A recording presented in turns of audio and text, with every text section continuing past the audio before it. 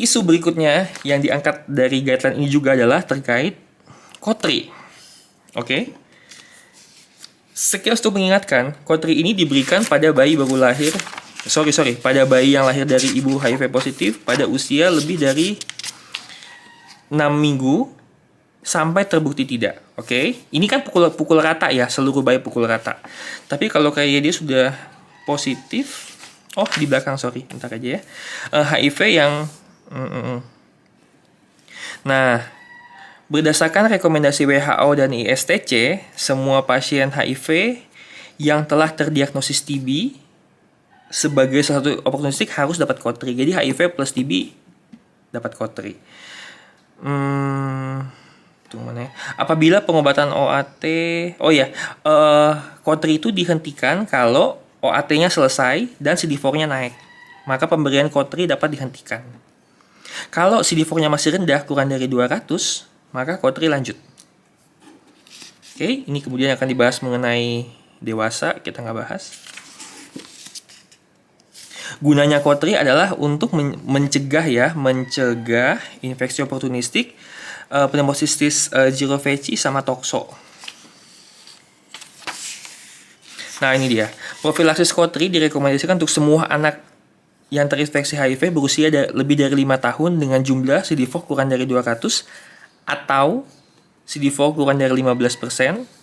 1 sampai 5 tahun itu kalau kurang dari 500. Oke, jadi ini ada umur-umurnya ya. Ini kalau lebih dari 5 tahun itu CD4 kurang dari 200. Kalau 1 sampai 5 tahun CD4 itu kurang dari 500, lebih tinggi lagi. Kalau bayi itu tanpa melihat jumlah CD4. Oke, jadi kalau bayi kasih aja. Bayi berusia kurang dari 12 bulan tanpa melihat jumlah maupun persentase CD4. Jadi tetap dikasih CD4. Tetap dikasih KOTRI untuk bayi yang terinfeksi HIV di bawah 12 bulan. Oke. Nanti kalau dia udah umur 1 tahun baru nanti pakai lihat dulu CD4-nya di bawah 500 atau enggak. Di bawah 500 baru dikasih. Nah, profilaksis KOTRI dipertimbangkan untuk dihentikan setelah mendapat ARV selama 6 bulan pada anak berusia lebih dari 5 dengan jumlah CD4 lebih dari 200. Serta, ya jadi gini nih. Paling enak lihat yang ini nih. Nah, ini, oke. Jadi, akan dihentikan kalau mendapat ARV selama 6 bulan.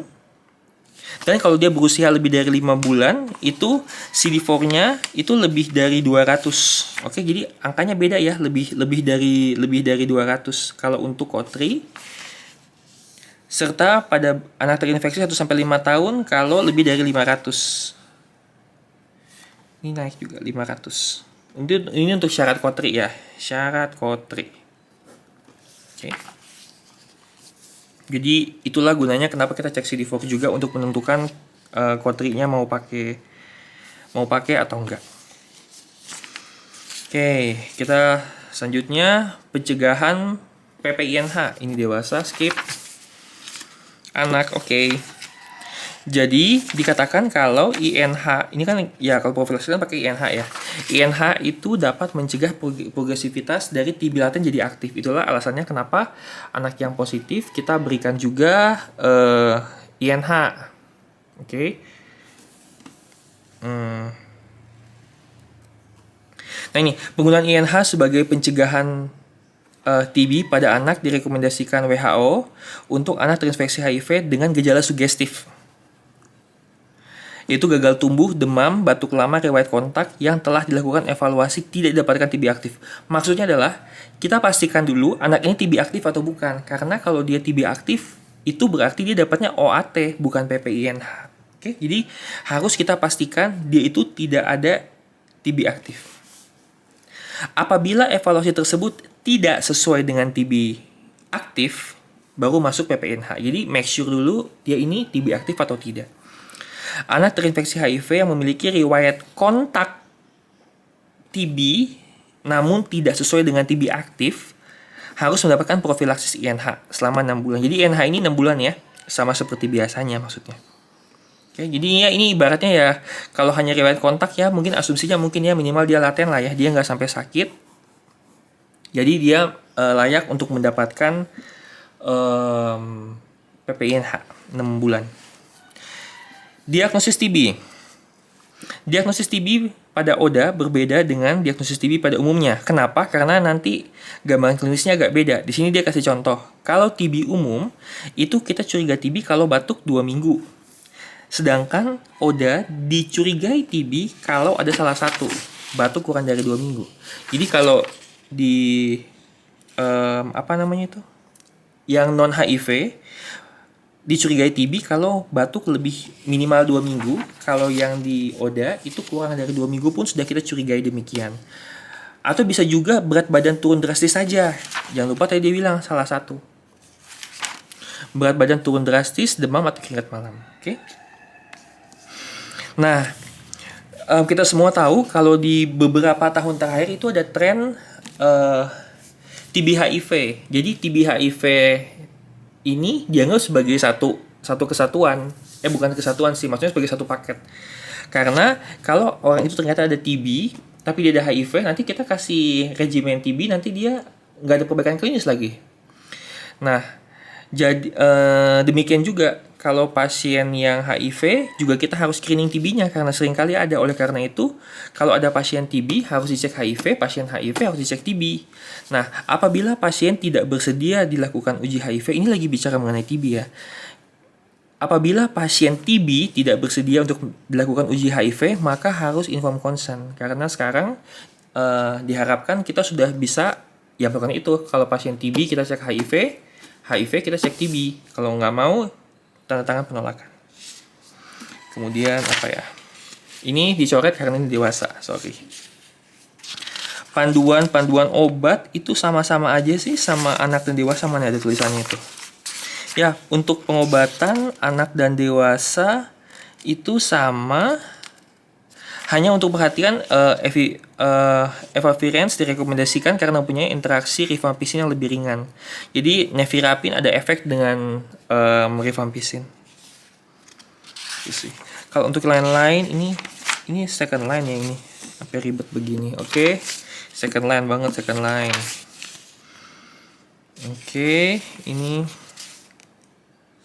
Oke. Prinsip pendekatan diagnosis TB pada anak dengan HIV sama dengan anak tanpa infeksi HIV. TCM, gene expert. Screening TB harus dilakukan pada semua anak terinfeksi HIV. Jadi, semua yang HIV dicek TB dan diulang sesuai dengan manifestasi klinis. Oke. Ini apa lagi ya?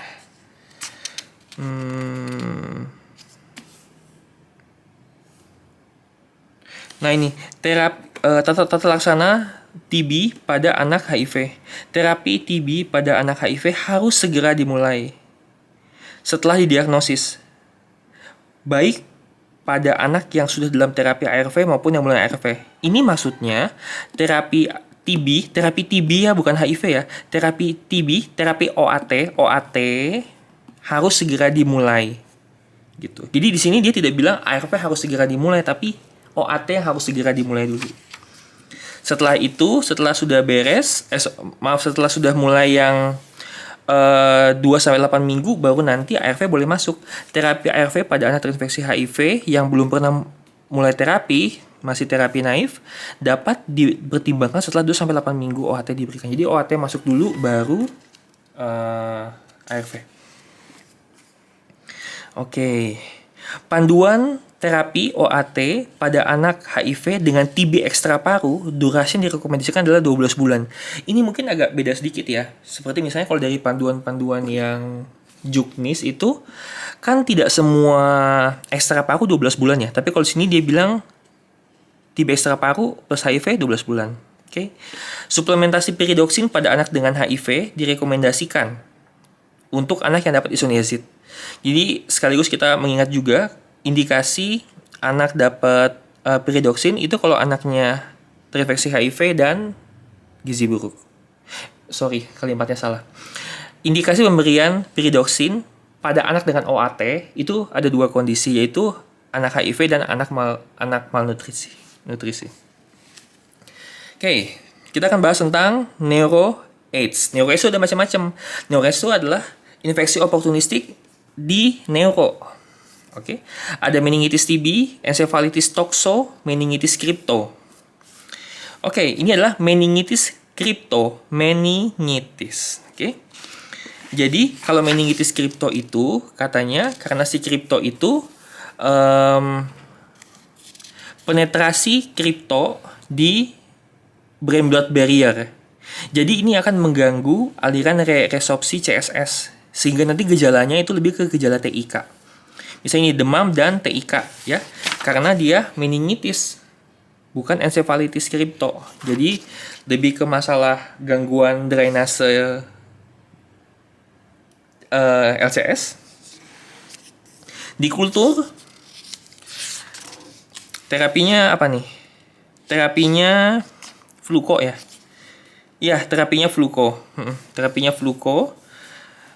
Kemudian kalau di dewasa itu tuh sering kali diberikan profilaksis untuk mencegah kripto ini di pasien HIV dewasa. Tapi profilaksis primer tidak direkomendasikan untuk anak-anak karena jarang. Jadi ya mungkin itu bedanya anak dan dewasa ya. Okay. Kripto, oh iya, nih fluko, amphoterisin, ya Cuk-Stawel ya. Untuk profilaksis sekunder itu baru dikasih. Jadi di anak itu tidak diberikan profilaksis primer, maksudnya nggak ada apa-apa terus dikasih untuk mencegah, tapi dikasihnya itu profilaksis sekunder, itu baru nanti anak-anak ada tempatnya. Oke, jadi kalau misalnya dia seorang anak itu terkena kripto setelah sembuh, baru dia dapat profilaksis sekunder. Ya, sekunder loh ya, bukan primer. Kalau di dewasa kan primer sekunder. Oke, sampai berjumpa di part 2.